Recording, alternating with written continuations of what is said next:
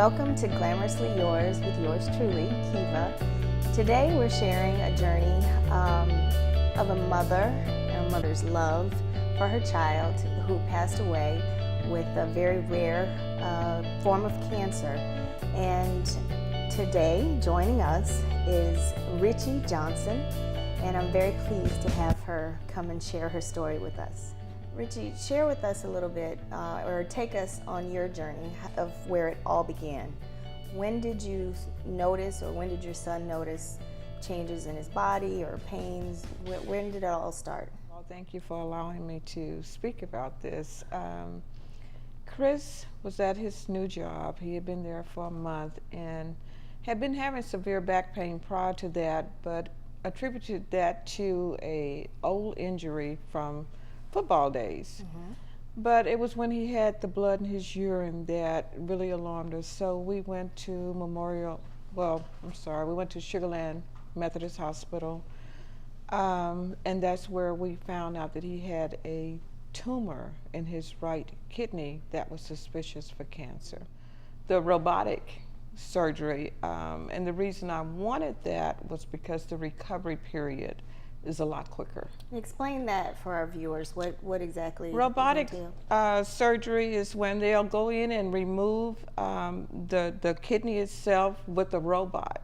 They basically control the robot with a computer. Okay. And there are not too many physicians in the area that will do the robotic surgery.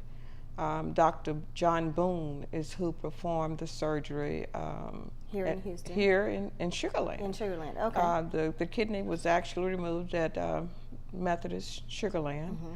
And the recovery from that, it was little or no pain. Wow. 3 days he was moving around. Mm-hmm. However, the tumors were in his spine, and that was causing all the excruciating pain that was uncontrollable. Mm-hmm. We came home for about 3 days and had to go back to the emergency room for pain control. They did a vertebroplasty on his spine, and what they do with that is they cement the disc to give it some support, thinking that that would help alleviate some of the pain. Of 2009, there were only 120 documented cases of REMC. 120. 120. Wow. Very little research has been done. Mm-hmm. The common denominator for all of this, all of the patients that they had seen, is the sickle cell trait. Wow. They don't know what causes it. They're all young, African American, and it's normally the right kidney. They're pretty much successful in life, active, healthy, and then all of a sudden, this REMC shows up. Mm-hmm. Right now, there's very little research because of the limited resources. You mean in terms of a prognosis? No, what I'm talking about as far as resources, as far as financial support, where they can do more research. Okay. You know, you got twofold issues here. You have a very rare cancer, so that limits your specimens to even do research on. Right. You can't get government funding because it's so rare. Your pharmaceutical companies don't want to give you anything because it's so rare. Yeah. So, you know, you sort of hit in all different directions, and I honestly feel my job is to get the word out. I know that you are a nurse by profession, but you are also here with this adult child. We know he's not 5, but still, that's your baby. How much of the nurse in you came out as far as the skill set, and how much of the mother overshadowed the profession? I go back and just relive the time from the onset of knowing about REMC up until his passing. And I question if there was anything I could have done differently. I don't think so. I think just being there, being an advocate for your loved one is just so important. I put my nursing career on hold immediately as soon as I knew about the diagnosis. Even though he was still getting around at that point, I couldn't leave my son. Right. You know, and you said that even if they're 5 or adult, he was still my baby son. Exactly. You know, and I still called him my baby Right. son. And he always will be. And he always will be, you know, and the closeness that we had, even from the time he was born up until his passing, is one that I will never forget. I'm just a mother first. You know, the love I have for my family is just, I can't describe it. You know, a lot of people say what you've done is different from other mothers, but I don't see that. What I did is what I feel every mother should do. You know, is take care of their child, regardless how old they are. Right. Okay, you also have another son. Yes. How has Chris's life impacted your other son? He misses his brother quite a bit. Chris was always the planner. Whenever it was his birthday, Chris would organize it. He said, "Mom, it's just so hard. You know, Chris normally plans my birthday parties and everything, and it's just not the same anymore." And Chris was an awesome cook. He would cook for everybody, and you know, we have holidays and we just relive things. Well, who's going to do the turkey now? Chris is not here. So he's impacted, even though he was the younger brother, he looked up to his big brother, and his big brother also looked up to him. You know, they had that closeness. I'm not saying they didn't fight growing up, because that's typical of siblings.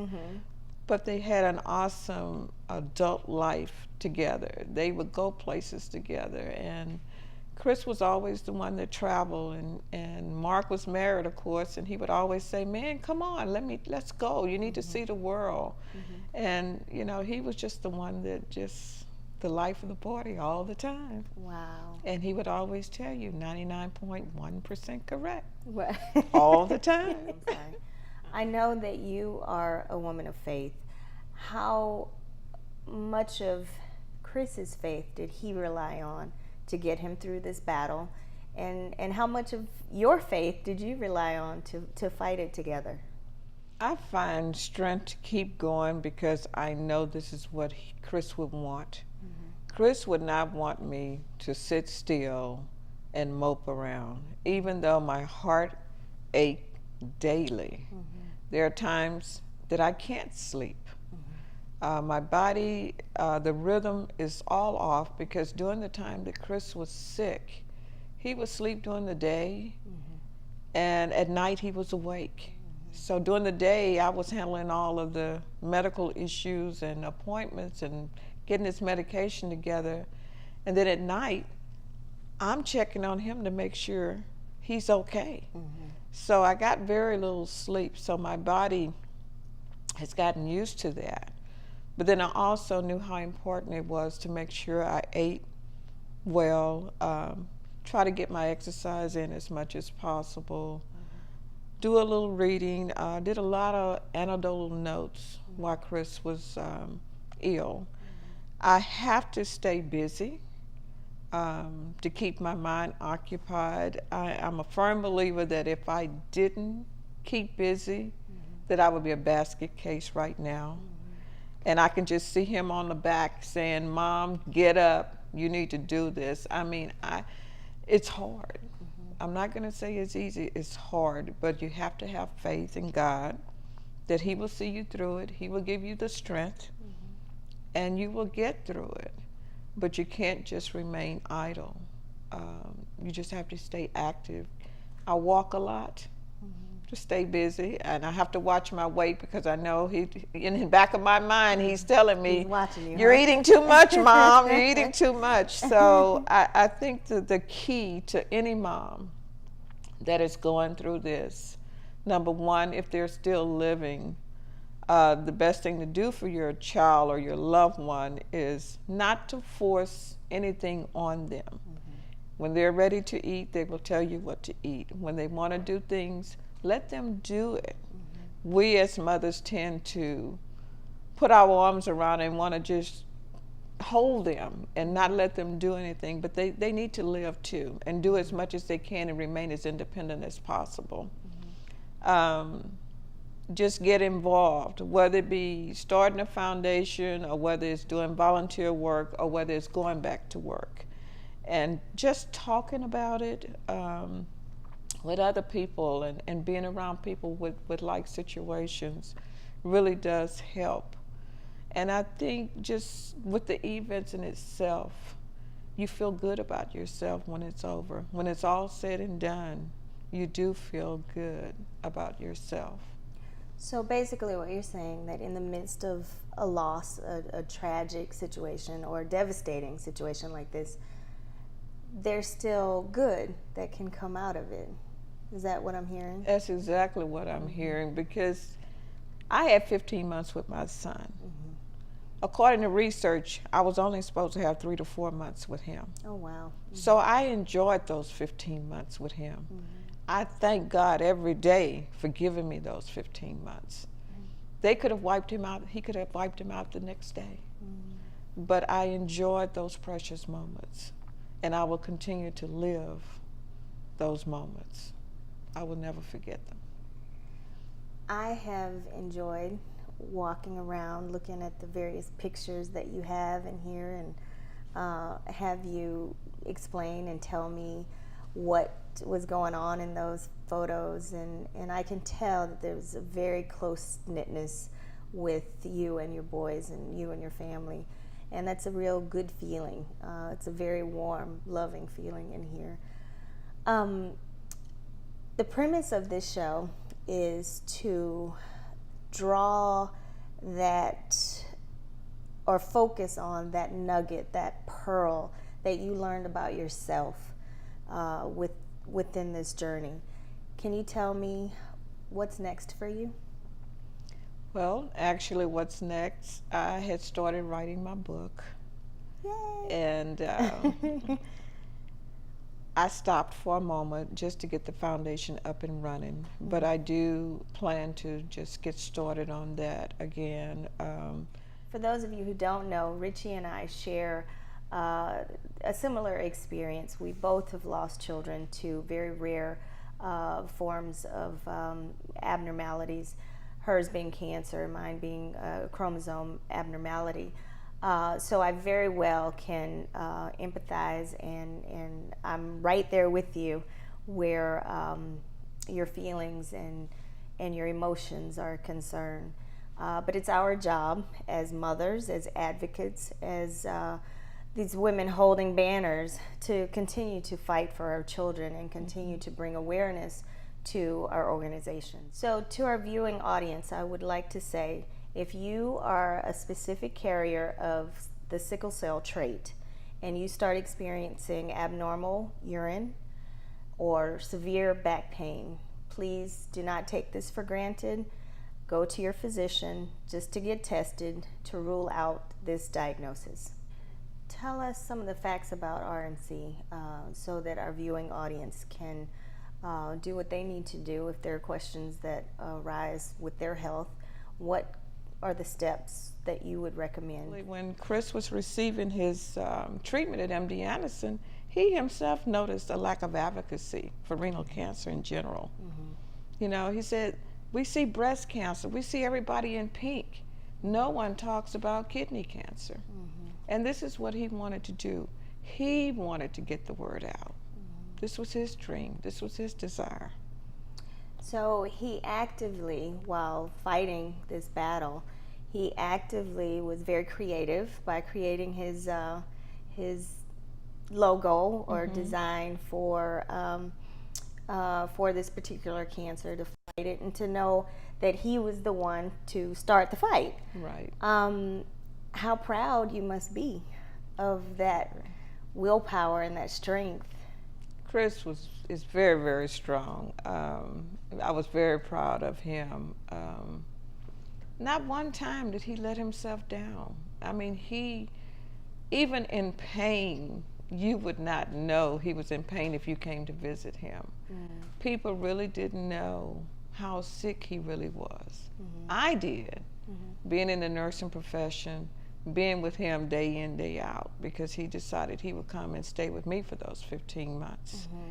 And basically let me do everything that involved his care. You know, we've had to fight with the insurance company. They wanted to label it as a pre-existing condition.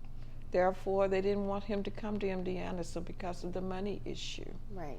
So we had a lot to do. Let me ask you this. Once you've started your foundation, which you do have, please give us a little insight on that. The name of the foundation, how anyone of our viewers that want to get involved, how can we contact you, or someone who can give further information? In April of 2013, the Chris C.J. Johnson Foundation became a reality. We are a 501c3 nonprofit organization based here in Sugar Land, Texas. And the whole purpose of the foundation is to create awareness for renal medullary carcinoma. And hopefully this will inspire others to get on the bandwagon. They'll be knowledgeable about what's going on. But if someone that's young has the sickle cell trait and have any type of urological problems, that they would seek further diagnostic testing. And this in turn will increase their survival rate.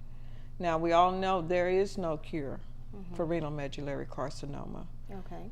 The only thing that the chemotherapy does is just prolong Or retard it a little bit. Basically, you know, keep it at bay until your body becomes resistant to it, or, you know, and then there is really nothing else. There are not any clinical trials out there right now. I've talked with Dr. Tanier, who's about the only person that I know that's doing any type of research for REMC, and he's at the MD Anderson Hospital here in Houston. Is chrisjohnsonfoundation.org. Okay. Our email address is chrisjohnsoncancerfoundation@gmail.com. Okay.